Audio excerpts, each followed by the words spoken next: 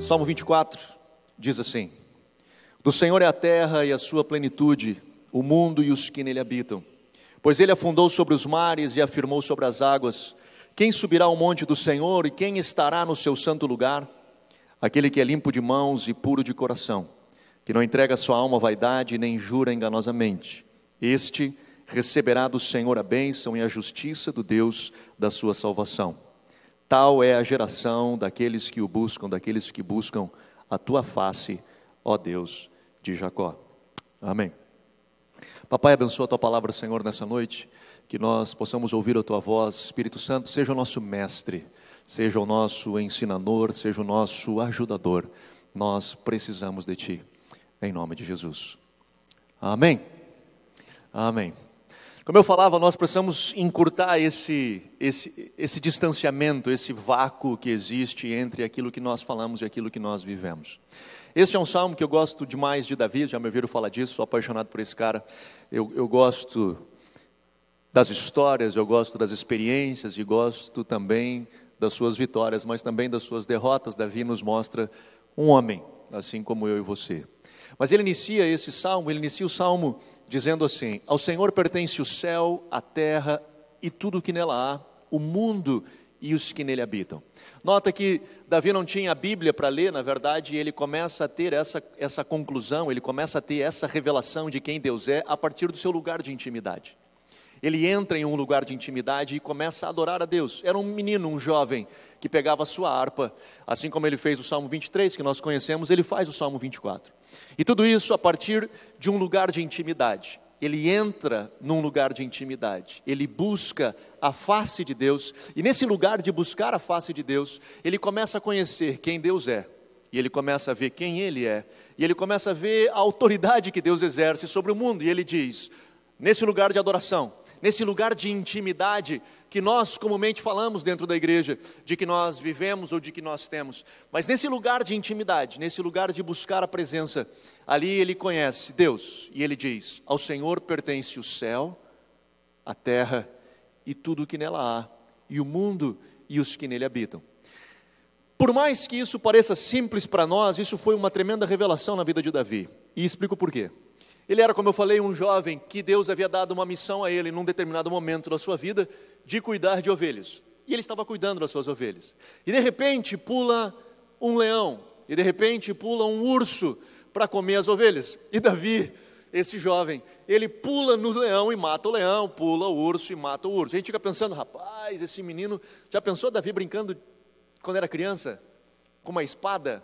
Matava todo mundo ao redor, não é? Dava na cabeça de todos os menininhos, né? Imagina como era essa criança brincando com os seus coleguinhas. Ninguém suportava. Não, Davi não, contigo eu não brinco, né? Será que era desse tipo, assim? Será que era esse nível que esse cara vivia? Na verdade, ele era um menino. Mas nesse lugar de intimidade, nesse lugar de adoração, ele descobre que os céus pertencem ao Senhor, a terra e tudo que nela há, o mundo e os que nele habitam. Inclusive esse leão e esse urso. E se Deus me deu essas ovelhas para cuidar, e esse leão e esse urso está se levantando contra isso que Deus me deu, o Senhor vai me dar a vitória, porque ao Senhor pertence o céu, a terra e tudo que nela há, o mundo e os que nele habitam. Nota que a percepção desse lugar de intimidade de Davi traz a ele uma visão de mundo diferente. Ele não olha mais numa visão horizontal, mas ele consegue olhar a realidade que está ao redor dele a partir dos olhos dos céus. Um dia o pai dele chama ele e diz assim, Davi, eu preciso que tu vá levar comida, fazer uma entrega, uma teleentrega, um delivery, lá para os teus irmãos que estão na guerra. E ele junta a encomenda e vai. Ele chega na encomenda, lá no lugar com a encomenda, vocês conhecem a história, tem um gigante gritando, dá-me um homem para que eu possa guerrear. E Davi pergunta, o que está acontecendo? E aí todo mundo diz, olha, tem um gigante, um guerreiro, e ele está pedindo para que nós venhamos a entregar um guerreiro, e quem ganhar, a guerra ali se acaba. E Davi diz, bora, vou eu lutar. Aí você diz, oi? Então não, vou eu lutar, eu luto com esse cara, tento botar armadura, não dá certo, ele desce. E quando ele chega lá embaixo para lutar com o gigante, enquanto todos aqueles guerreiros, escute isso, enquanto todos aqueles guerreiros olhavam para aquele cara enorme e diziam, esse é um gigante, esse é um guerreiro, um grande guerreiro, Davi olha para ele e diz assim, quem és tu, incircunciso filisteu, que se levanta contra o exército de Deus vivo? Por que Davi olha e diz a ele, tu és um incircunciso filisteu, quando todos olhavam para ele e diziam que ele era um gigante, ele era um guerreiro? Por uma razão. Davi aprendeu naquele lugar de intimidade, de adoração, que ao Senhor pertence o céu, a terra e tudo que nela há, o mundo e os que nele habitam. Então, se esse gigante aí, o grandão, está vindo para destruir aquilo que Deus nos deu para cuidar, o Senhor vai me dar vitória. Ele olha para aquele cara e diz, hoje mesmo o Senhor te entregará nas minhas mãos. Por uma razão simples, ele teve uma compreensão naquele lugar de adoração, que enquanto todo mundo olhava aquela situação horizontal, na perspectiva de uma realidade terrena, Davi começa a olhar através dos olhos de Deus. Davi começa a olhar aquela situação numa perspectiva diferente. Como esse cara vê esse lugar? Como esse cara tem essa compreensão dessa realidade? Porque, de novo, nós estamos numa normalidade sempre olhando numa horizontal. O lugar da onde você está sentado, você está me enxergando. Eu, nesses 70 centímetros de altura que tem esse altar, eu olho para você já numa perspectiva diferente. Eu já consigo ter uma visão diferente de você.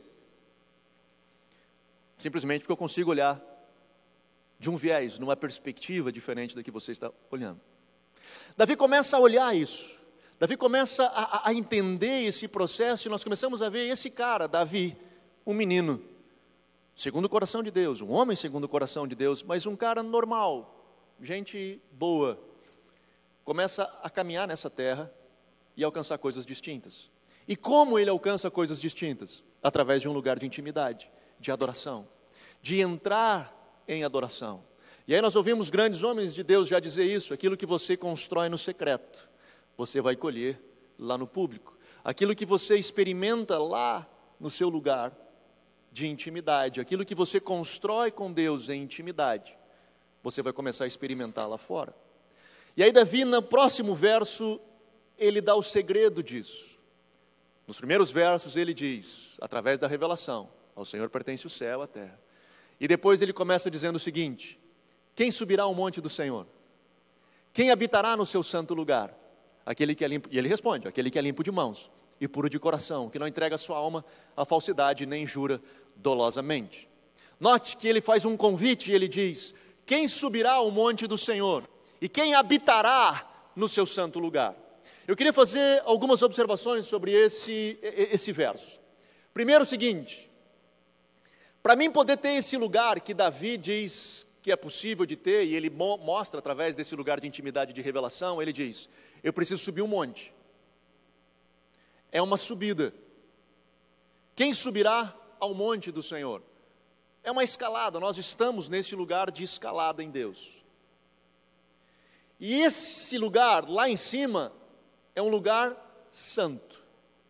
Quem subirá ao monte do Senhor e quem habitará no seu santo lugar? Então, de novo, ele é um monte e o lugar é santo. Mas a boa nova é, quem habitará nesse santo lugar? Não é aquele que visita esse lugar. Tanto que o Salmo 91 diz, aquele que habita no esconderijo do Altíssimo, descansa à sombra do Onipotente. Significa que nós vamos morar no céu? Significa que eu preciso morrer para estar no céu? Ele não está falando disso, ele está falando de um lugar geográfico no reino do Espírito, onde sim eu tenho condições de habitar no reino dos céus. E aí quando eu habito no reino dos céus, eu olho para baixo, e eu vejo tudo numa perspectiva diferente a partir dos olhos dos céus. Eu começo a ver as coisas numa perspectiva diferente, não mais numa questão horizontal, mas eu começo a ver numa perspectiva diferente. Mas eu preciso subir a esse monte, e é um monte, eu preciso subir. Só que esse monte, a Bíblia diz que lá em cima onde Deus habita, ele é um lugar santo. Então quem é que sobe? Aquele que é limpo de mãos e puro de coração, que não entrega a sua alma à falsidade, nem jura dolosamente. Basicamente, o que Davi está dizendo é, para você subir nesse monte, você precisa ser santo. Você precisa viver santidade. E aí você vai dizer, pronto, eu sabia, sempre esse negócio na igreja. Toda vez que vai para as igrejas evangélicas, a galera cai nesse negócio aí de falar de santidade, não é? E aperta a gente com a santidade, tem que ser santo e tal. A grande questão é que nós não entendemos o que é santidade. E eu já falei aqui em alguns outros momentos. Não necessariamente aqui, eu falei lá na outra. Foi quando eu falei sobre isso. Mas quando eu falava de santidade, quando a gente fala de santidade, na nossa cabeça vem uma lista de coisas de podes e não podes, mais não podes do que podes. Então a gente fala assim, olha, vamos falar de santidade. Aí pronto, tem uma lista de coisas que eu não devo de fazer. Primeiro a gente tem que entender de fato o que é pecado. Pecado não é só a gente fazer o que não deve. É também pecado nós não fazermos o que deve. Tiago diz, aquele que sabe fazer o bem e não faz, peca. Então não é só pecado a gente fazer o que é errado, é também pecado não fazer o certo. Caminhando comigo até aqui? Bora. Eu estou falando rapidinho, né? Eu vou tentar me acalmar, tá. É que às vezes embala assim, né, cara, e segue na sequência, eu vou tentar me acalmar. É que a gente constrói um monte de coisa, e o cara não vai dar tempo de falar tudo, por isso a gente começa... É importante entender, cara, os caras têm que entender, não adianta. Enfim. Mas santidade não é uma lista de coisas de podes e não podes. Santidade não é aquele negócio todo. Na verdade, eu sempre falo disso, e a galera que participa dos seminários de paternidade e tudo, já me ouviu falar desse negócio. Você andar corretamente não é santidade. Você andar corretamente é retidão. Você andar por um caminho reto é retidão. Não necessariamente você vai viver em santidade vivendo em retidão. Você sim viverá em retidão se você viver em santidade. Eu me explico, fica calmo, espera aí que eu vou chegar lá. Mas nem todo aquele que vive em retidão vai viver em santidade. Mas com certeza todo aquele que vive em santidade vive em retidão. Como isso? Retidão é aquilo que você faz. Santidade é quem você é. Quando lá atrás o Velho Testamento, e Pedro repete de novo e diz assim, sede santos porque eu sou santo, ele não está, e é engraçado porque nós lemos esse verso e nós sempre lemos ali o ser e nós trocamos essa palavra por fazer. Quando a gente diz, sede santos porque eu sou santo, a gente pensa num monte de coisa que a gente tem que fazer. Ele não está falando de o que você vai fazer, ele está falando de quem você é ser, é da sua identidade, é quem você realmente é. Santidade é um negócio que começa de dentro para fora. Não é só você fazer as coisas certas, é você de dentro para fora, você ser transformado, é você ser cada vez mais transformado à imagem do seu Pai. Você começa a se tornar semelhante ao seu Pai. É disso que significa santidade. E aí, obviamente, uma vez que você se torna semelhante ao seu Pai, você vai fazer as coisas corretas. E aí eu costumo dizer, de novo, o fato de você fazer as coisas certas não necessariamente significa que você está vivendo em santidade. Porque, por exemplo, um cara que podia ser um grande ladrão, e ele vai para uma solitária, ele vai ficar 6 meses lá, andando certinho. Não rouba nada, mas não consegue se mexer 3 metros. Mas ele não roubou, ele está andando corretamente, não significa que ele seja santo. Porque santidade não é o que você faz, e sim, quem você é. É algo de dentro para fora. É algo que nos transforma aqui dentro. E esse lugar de transformar dentro, aí é que o bicho pega. Aí é que o bicho pega. Porque nesse lugar de nós nos expormos para Deus, na sua glória, que era o que Davi fazia, ele pegava o seu violão, ou melhor, a sua harpa, e ficava tocando, a gente deu uma contemporaneizada, mas ficava ali com a sua harpa, exposto à presença de Deus, a glória de Deus vinha sobre ele. A palavra do Senhor diz que nós somos transformados de glória em glória. Quando nós nos expomos à glória e nos permitimos ali naquele lugar de intimidade, e esse é o lugar, o ápice da intimidade é quando estamos desnudos, casal. É ali, quando os dois se veem. Nesse lugar de intimidade é onde nós nos desnudamos, aonde nós abrimos quem somos e nos colocamos diante de Deus assim, limpos, que Ele vem com a sua glória, nós começamos a ser transformados. E aí começamos a nos tornar semelhantes ao Pai. Começamos a ter atitudes semelhantes ao Pai, porque nós nos tornamos semelhantes a Ele. Por isso que Ele diz, sede santos, seja igual ao teu papai. Eu sou santo e eu quero que você seja igual a mim. Por isso que Paulo diz: sede meus imitadores, como eu sou de Cristo. E no final ele diz: já não sou mais eu quem vivo, mas Cristo vive em mim. Ou seja, aquele velho homem, ele morre para que uma nova natureza, um novo ser nasça dentro de mim, alguém que é semelhante a ele, ou em um processo de transformação, de metamorfose, para se tornar igual a ele. Só que isso demanda esforço, isso demanda morte do eu, isso demanda passar tempo lá no secreto, isso demanda morrer para si próprio, abrir mão de determinadas coisas, isso demanda um esforço nosso. E aí, que às vezes nós escolhemos, o que eu preciso fazer? Eu tenho que ir na igreja? Bora, vou na igreja. Eu tenho que dar dízimo, dar oferta? Tá. Eu tenho que orar? Tá, eu vou lá orar então. Que dia que é a oração? Lá nós oramos lá uma vez por semana. Bora, eu vou orar, então eu vou lá fazer esse negócio, eu cumprir meu negócio, eu quero saber o que eu preciso fazer.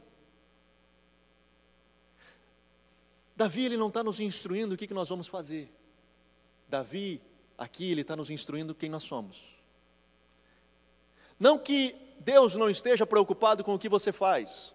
O que Deus está preocupado é com o seu coração. Porque uma vez o seu coração transformado, aquilo que você faz corresponderá ao seu coração.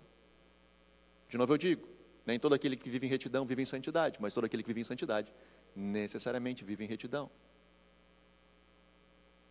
A coisa mais importante é nós sermos transformados de dentro para fora. Davi, ele nos chama a ir nesse lugar, ele faz um convite, ele diz: galera, vocês querem ter esse lugar, vocês querem ter essa intimidade, ter essa visão de mundo? Cara, é um caminho, ele é um monte, ele é um caminho onde eu vou subindo, e esse caminho, ele é um lugar, esse caminho é um monte santo, e é um caminho da santidade, e lá eu vou encontrar Deus, e lá eu posso habitar. Mas eu só subo se eu for santo, mas eu só serei santo se eu subir. Tá, de novo complicou, eu vou explicar. Eu só posso subir esse monte, segundo o Salmo 24, se eu for santo. Mas Isaías, ele tem uma experiência com Deus. Olha que interessante. Eu chamo isso do paradigma de Isaías. Isaías capítulo 6. Ele estava lá com o rei, tudo feliz da vida, né, vivendo na sua experiência com o rei, tudo tranquilo, morre o rei. E ele vai buscar Deus, ele vai orar. E nesse lugar de oração, quando ele entra em oração, ele entra em intimidade com Deus. Ele se abre nesse lugar de intimidade para a glória de Deus, e ele diz: ai de mim, que vou perecer. Porque sou um homem de lábios impuros e habito no meio de um povo de impuros lábios, e os meus olhos viram a Deus. Eu tive um lugar de intimidade com Deus, e Ele é santo e eu sou podre, e eu vou morrer. Já era, acabou. E quando ele diz isso, sabe o que ele faz para ficar puro? Nada. A Bíblia diz que Deus pega um anjo, e esse anjo vai com uma tenaz, aquele negócio de mexer na lareira, sabe qual que é? Que a gente mexe, não? Apertar, pegar, é aquela coisa de pegar o carvãozinho, a madeira, a brasa. A tenaz no negócio. Sabe, né? Tá. Ele pega do trono de Deus, uma brasa viva do trono de Deus, e vem e purifica a boca de Isaías. Se Isaías pode ter crédito de alguma coisa nesse negócio, se ele pode ter, é de uma só, de reconhecer que ele era podre. De bater no peito e dizer: Senhor, eu preciso de Ti, eu preciso da Tua misericórdia, eu preciso que Tu sejas misericordioso comigo, porque senão eu vou perecer, porque eu sou um homem de lábios impuros. Ele reconhece, e ele se arrepende do seu pecado, se é para dar crédito para Isaías de alguma coisa. Deus vem e purifica Isaías, e depois que Deus purifica Isaías, ele escuta uma voz que diz: a quem enviarei e quem há de ir por nós? E Isaías responde: eis-me aqui, Senhor, envia-me a mim. Isaías não fez nada para se purificar. Deus vem e purifica ele. Ele não acendeu vela, ele não fez caminhada, ele não se chicoteou, ele não fez nada, ele simplesmente reconheceu que era pecador. E Deus, pela sua graça e pela sua misericórdia, lá no Velho Testamento, vem e purifica Isaías. Então, se eu não consigo ser santo, eu preciso de Deus para me santificar, segundo Isaías. Mas segundo o Salmo 24, para mim subir ao monte, eu preciso ser santo. Como é que funciona esse negócio? Porque eu só posso subir se eu for santo, mas eu só serei santo se eu subir, porque é Deus quem me transforma. Então eu não entendi mais nada. Porque para mim ser santo eu preciso subir, mas para mim subir eu preciso ser santo. Esse negócio enrolou. Deixa eu lhe explicar. Essa é a parte boa de Deus, cara. A Bíblia diz o seguinte, que estando nós mortos nos nossos delitos e pecados, Deus veio ao nosso encontro, nos tomou pela mão e nos puxou para cima do monte. E Ele diz, galera, agora continua subindo. Para não, continua subindo. Porque cada passo que você der em direção ao trono, mais santo você vai ficar. Quanto mais santo você ficar, mais perto do trono você vai estar. Quanto mais perto do trono você estiver, mais santo você vai ficar. Quanto mais santo você ficar, mais perto do trono você vai estar. Quanto mais... entenderam?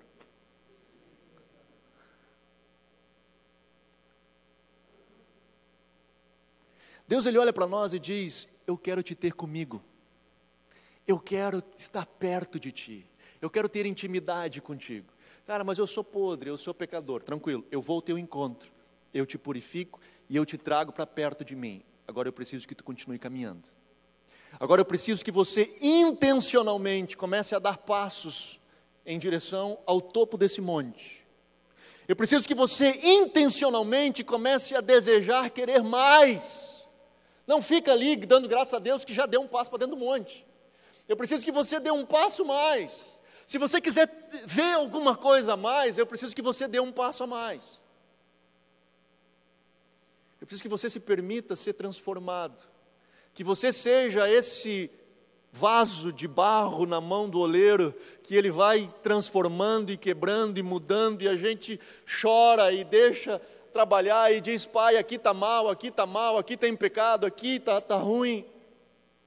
Talvez você já teve esse tipo de experiência quando você disse, bom, agora Deus, eu vou te buscar. Agora eu vou querer, agora eu vou começar a orar e eu vou buscar. E a gente começa a orar e começa a buscar e parece que começa a pipocar pecado. Aí te diz, puxa vida, antes quando eu não orava tanto assim, minha vida estava melhor, agora que eu comecei a orar parece que piorou, cara. Começou a brotar pecado, começou a ficar bravo com meu marido, com a minha esposa, com os filhos, começou a dar um nó, e agora que eu estou querendo ser santo, parece que o troço piorou. Não, deixa eu te explicar, mano. O que está acontecendo é o seguinte, esse troço estava aí dentro já antes, já estava aí. O que aconteceu agora foi que entrou a luz, e quando entrou luz, veio para fora. Então o que está acontecendo é que está saindo, está vindo para fora. Desculpa o exemplo, mas é que nem furúnculo.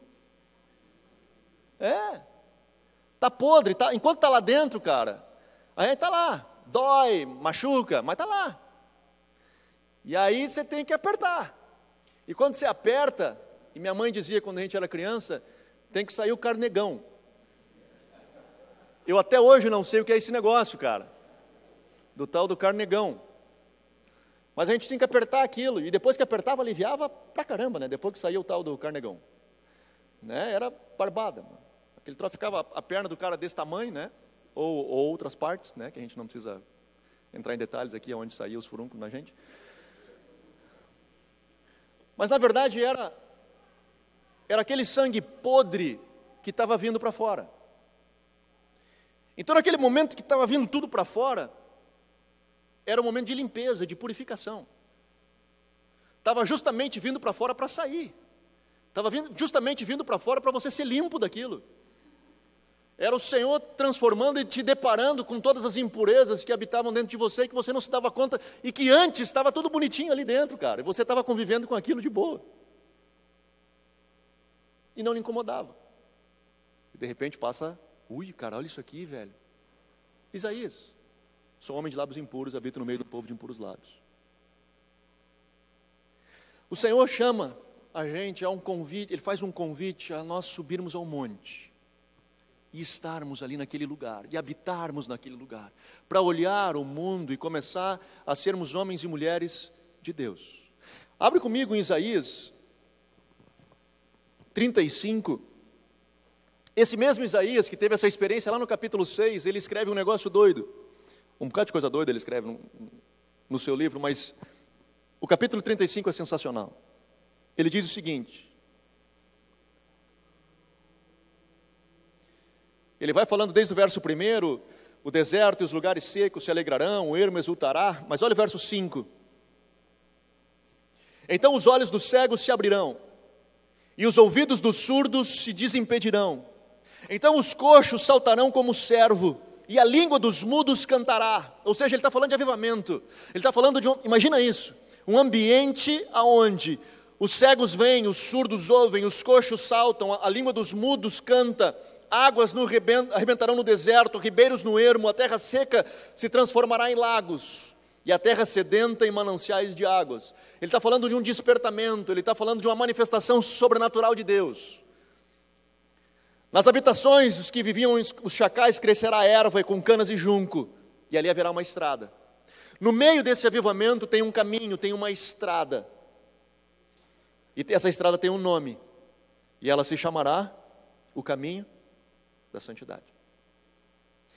Esse lugar que nós experimentamos, ou esse lugar que nós almejamos experimentar, melhor dizendo, isso que nós ansiamos de ver em Deus, isso que nós ansiamos de ver Deus fazendo, isso que nós falamos de que Deus faz, de que o Deus da Bíblia, isso que nós compartilhamos do milagre hoje que nós vimos, né, da Gabi, do Marcelo, da Liz, enfim, que é um agir de Deus, do sobrenatural de Deus vindo sobre as nossas vidas. Pois bem, essa coisa que nós ansiamos desses milagres extraordinários se tornarem ordinários no nosso meio, se tornarem comuns no nosso meio, Isaías diz o seguinte, cara, só que tem uma estrada que conduz a esse lugar, e essa estrada ela vai caminhando e ela vai cruzar no meio disso, aonde cegos vêm, surdos ouvem, paralítico anda, o mudo canta, aonde deserto é transformado em paraíso. Pois bem, existe uma estrada que conduz até lá e ela corta esse lugar, e essa estrada se chama o caminho da santidade.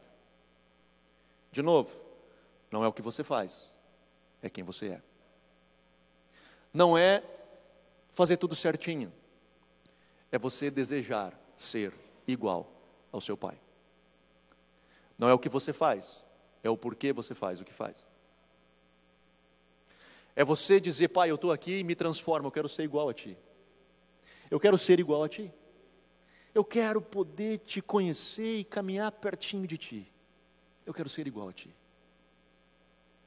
O salmista Davi, no Salmo 24, ele continua e ele diz, no final, depois ele diz, quem subirá ao monte do Senhor, quem habitará no seu santo lugar, aquele que é limpo de mãos e puro de coração, que não entrega sua alma à falsidade, nem jura dolosamente, ele diz, tal é a geração, este receberá do Senhor a sua bênção, a justiça de Deus a sua salvação, ele diz, tal é a geração daqueles que o buscam, daqueles que buscam a face do Deus de Jacó.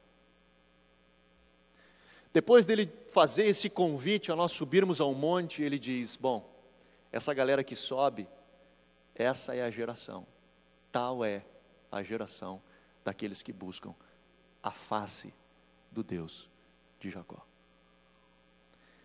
E depois que ele fala isso, ele encerra o salmo, e eu não li essa parte quando abri o culto, mas ele encerra esse salmo dizendo assim, levantai, ó portas, as vossas cabeças, levantai, ó portais eternos, para que entre o Rei da Glória.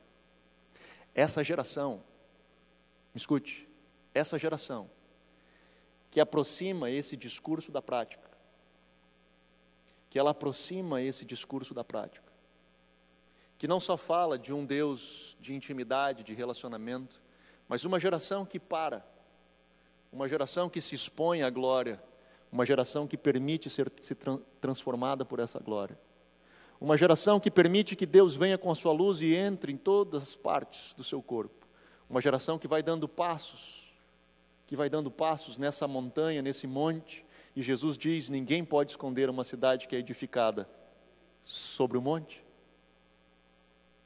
Somos alpinistas de Deus, nós estamos subindo essa jornada, às vezes caminhos mais difíceis, às vezes mais fáceis, mas o Senhor nos convida a subir esse monte, e quando nós chegarmos lá em cima, a luz vai brilhar, e ninguém pode esconder essa cidade edificada sobre o monte, ninguém pode esconder as coisas que emanam da gente, ninguém pode esconder a transformação que Deus fez aqui dentro, porque é dele, e essa geração que decide caminhar, essa geração que está aqui e aceita o desafio de subir ao monte, e começa a dar passos em direção a esse lugar, e é transformado, e uma vez que é transformado, consegue subir mais um pouco, e ela é transformada e continua subindo. Bom, essa geração que busca a face do Deus de Jacó, é a geração que vai chegar, por exemplo, em Novo Hamburgo, ou em São Leopoldo, ou em Campo Bom, Sapiranga, Caí, enfim, nas cidades ao redor, e vai dizer: portões de Novo Hamburgo, levantai, ó portas, as vossas cabeças, levantai, ó portais eternos, para que entre o Rei da Glória. Quem é o Rei da Glória? O Senhor forte e poderoso, o Senhor poderoso nas batalhas. Ele é o Rei da Glória. É uma geração que tem condições de entrar nos lugares e dizer: Senhor, vem. Portais eternos deste lugar se levantem para que o Rei da Glória entre. Essa é a geração que vai chegar em famílias e vai dizer: portais dessa casa levantem para que entre o Rei da Glória. Alguém com autoridade para dizer à enfermidade: levantai, ó portais, para que entre o Rei da Glória. Alguém que tem condições e tem a capacidade de poder caminhar e dizer: para lá que nós vamos, e um Deus que caminha conosco nessa direção. Nós ansiamos por isso. Nós ansiamos por isso. Nós ansiamos por um Deus que se manifesta, nós ansiamos por um Deus que vem ao nosso encontro. Mas esse Deus que vem ao nosso encontro, Ele vem através de você, vem através de mim. E aí, Ele nos faz um convite. Davi nos faz um convite. Quem subirá ao monte do Senhor? Quem subirá ao monte do Senhor? Quem habitará no seu santo lugar? Quem diz sim a esse chamado de subir ao monte?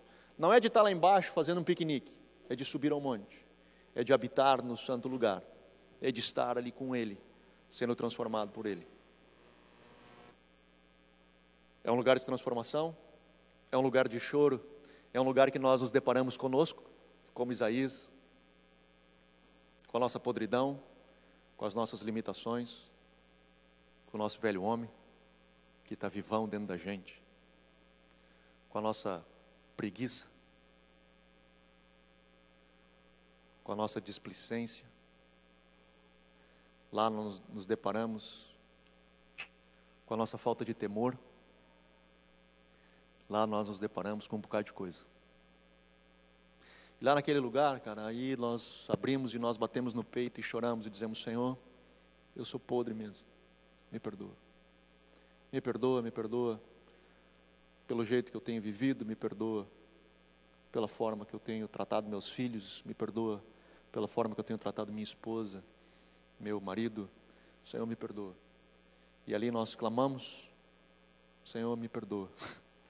E Ele vem com uma tenaz, envia um anjo com uma brasa do seu trono e nos purifica, e nos limpa, e nos qualifica a sermos agentes de transformação, para ir e declarar: levantai, ó portas, as vossas cabeças, levantai, ó portais eternos, para que entre o Rei da Glória. Amém? Vamos ficar de pé. Querido, eu quero orar contigo. Na verdade, como eu falo sempre, tem vezes que a gente ora por você e tem vezes que a gente ora com você. Então hoje eu quero orar com você. Eu quero me unir contigo em fé, para nós dizermos, aqueles que querem, obviamente, dizer: sim, Jesus, eu quero subir essa montanha. Senhor, eu quero aceitar o desafio de ser esse alpinista dos céus. E esse cara que diz: Senhor, eu quero subir. Obrigado por me resgatar, estando eu morto nos meus delitos e pecados, de me trazer para dentro desse lugar. Mas agora, Senhor, Espírito Santo, toma-me pela mão e me ajuda a continuar subindo ao trono. Me ajuda, Senhor, a continuar dando passos em direção ao Teu trono, em nome de Jesus.